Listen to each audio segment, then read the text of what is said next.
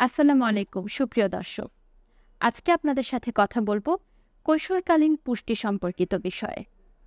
আপনাদের সাথে আছি আমি পুষ্টিবিদ আনিকা নওরিন অন্তি।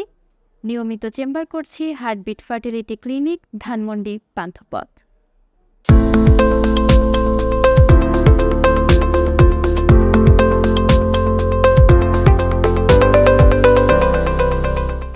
কৈশোরকালীন পুষ্টি সাধারণত 11 থেকে 19 বছর বয়স সময়টাকে আমরা কৈশোরকাল বলে থাকি। এ সময় কিন্তু পর্যাপ্ত পরিমাণ পুষ্টি গ্রহণ করা খুবই গুরুত্বপূর্ণ। জীবনের প্রতিটি ধাপে পুষ্টির গুরুত্বপূর্ণ রয়েছে, তবে যেহেতু এই সময়টা বাড়ন্ত বয়স, পর্যাপ্ত পুষ্টি না হলে কিন্তু দেখা যাচ্ছে যে আপনার যে শরীরের গ্রোথটা সেটা ঠিকমতো হচ্ছে না, এবং এই বয়সটাতে দেখা যায় যে খাবারের প্রতি অবহেলা, খেতে ইচ্ছে করছে না, এই ধরনের বিষয়গুলো খুব বেশি আমরা পেয়ে থাকি। তবে আপনার পর্যাপ্ত পরিমাণ পুষ্টি চাহিদা পূরণ করতে, শরীরের গ্রোথ ঠিক রাখতে, সুস্থ থাকতে অবশ্যই আপনাকে ঠিক পুষ্টি উপাদানগুলোই গ্রহণ করতে হবে। আমি যদি একটু ভেঙে ভেঙে বলি, ক্যালোরি থেকে শুরু করি, তাহলে কিন্তু আমাদের যে আইডিয়াটা অ্যাপ্রক্সিমেটলি দেখা যায় যে ছেলেদের ক্ষেত্রে অ্যাডোলেসেন্সে 2500 ক্যালোরি পর্যন্ত, 2200 থেকে 2500 ক্যালোরি পর্যন্ত কিন্তু আমাদের সাজেস্ট করতে হয়ে থাকে, এবং মেয়েদের ক্ষেত্রে 1900 থেকে আপনার 2200 ক্যালোরি পর্যন্তও কিন্তু বয়স ভেদে, শারীরিক অবস্থা ভেদে সাজেস্ট করার প্রয়োজন হয়ে থাকে। কৈশোরকালীন পুষ্টিতে আমাদের আরও কিছু বিষয় খেয়াল রাখতে হয়। কার্বোহাইড্রেট, প্রোটিন, ফ্যাট এগুলো পর্যাপ্ত পরিমাণ তারা নিচ্ছে কিনা। অনেকেই দেখা যায় মাছ খাওয়ার প্রতি একটা অবহেলা থাকে, মাংসের প্রতি বেশি ঝোঁক থাকে। সেক্ষেত্রে কিন্তু খাবারগুলোকে আমরা অল্টার করে সাজিয়ে দিই এবং বলি যে সেগুলোকে সেভাবে খাওয়ার জন্য। তাছাড়া কিন্তু ফ্যাট যে দেখা যায় যে জাঙ্ক ফুড, ফাস্ট ফুড যেগুলো খাচ্ছে, এগুলো থেকে যে ফ্যাটটা গ্রহণ করছে সেগুলো কিন্তু স্বাস্থ্যকর ফ্যাট না।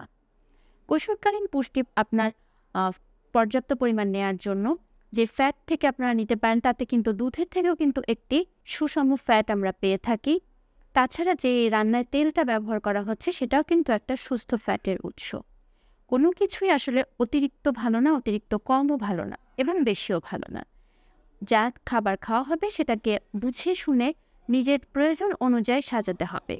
আপনার নিজের যদি সেটি গুছিয়ে নিতে অসুবিধে হয়, আপনি আপনার এক্সপার্টের পরামর্শ, একজন পুষ্টিবিদের কাছে এসেও কিন্তু আপনি ডায়েট চার্টটি গুছিয়ে নিতে পারেন। কৈশোরকালীন পুষ্টিতে আমরা আর যে বিষয়গুলো খেয়াল রাখি, তার মধ্যে ভিটামিন মিনারেলসের ক্ষেত্রে দেখা যায় ফল খাওয়ার প্রতি অনেকের অনেক ঝোঁক থাকে, অনেকেরই আমরা অনীহা দেখতে পাই। অনেকেই দেখা যায় যে আবার যে প্রয়োজনীয় মিনারেল সাপ্লিমেন্টগুলো দরকার হচ্ছে সেগুলো নিচ্ছেন না। মেয়েদের যেহেতু ওই সময়টাতে মাসিক চক্র শুরু হয়, দেখা যায় যে আয়রনের ঘাটতিটা আমাদের চোখে খুব বেশি পরিলক্ষিত হয়। আয়রন সমৃদ্ধ খাবারগুলো থেকে অবশ্যই আপনার আয়রনের চাহিদাটা পূরণ করতে পারেন বয়ঃসন্ধিকালে। যেমন হচ্ছে কলিজা আছে, লাল শাক আছে, বিটরুট আছে, এগুলো কিন্তু আয়রনের খুব ভালো। বাদাম, ডাল, বিচি এগুলো কিন্তু আয়রনের খুব ভালো উৎস। তাছাড়াও দেখা যায় যে যদি আপনার সিভিয়ার ডেফিসিয়েন্সি আমরা দেখে থাকি, তখন প্রয়োজনে আয়রন সাপ্লিমেন্টও কিন্তু সাজেস্ট করে থাকি। এর পাশাপাশি আপনাকে একটি স্বাস্থ্যকর জীবনধারার মধ্যে দিয়ে যেতে হবে। পর্যাপ্ত পরিমাণ ঘুম, রাত জাগার একটা টেন্ডেন্সি আমরা দেখতে পাই, এগুলো কিন্তু একদমই করা যাবে না। এর থেকে হরমোনাল ইমব্যালেন্স তৈরি হতে পারে, নানা ধরনের অসুস্থতা আসতে পারে। কৈশোরকালীন পুষ্টি, আমি আবারও বলছি, প্রতিটি ধাপে পুষ্টির পর্যাপ্ত পরিমাণ প্রয়োজন থাকলেও কৈশোরকালে যেহেতু এটা একটি বাড়তি এজ, এই সময়টা একটি গ্রোথের টাইম, আপনি যদি আপনার পুষ্টিটি ঠিকভাবে নিশ্চিত না করেন, নানা ধরনের সমস্যা, এবং পরবর্তীতে একজন যখন মা হতে যাচ্ছেন বা দেখা যাচ্ছে যে সামনের দিকে এগিয়ে যাচ্ছে, বয়সটা আরও, কাজের চাপ বাড়ছে, পরিশ্রম বাড়ছে, নানা ধরনের অপুষ্টিতে ভুগতে শুরু করেন। আমি এখন থেকেই পুষ্টিকর খাবার খাবেন এবং সুস্থকর জীবনধারা পরিচালনা করবেন, সেটি পরামর্শ দেব। ধন্যবাদ।